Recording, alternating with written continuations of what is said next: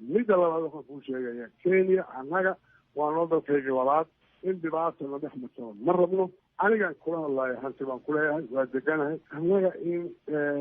wax si foolxun iyo dhibaato ay nooga timaado inta dowladda federaalka ahi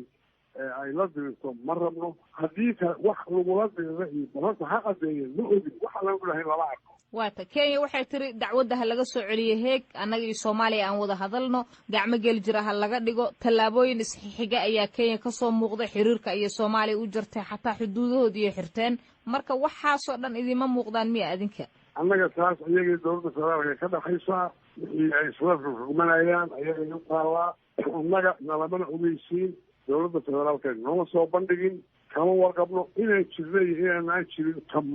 dan kama laha ayaday u taal wixii ay la dirirayaan waxay leeshayeen laakiin annaga dan baa nooga xiran beesha caalamka oo dhan baa naga joogto hanti baan ku leenahay waa ku noolnahay waa tagnaa oo meesha keliya waanu tagnoo kasoo laabano meel kale noo furo ma jirto haddii ayadii nala ka xiro dhibaataa noogu haddii dadka Soomaaliyeed degan dhibaata ku timaado dhibaato weyn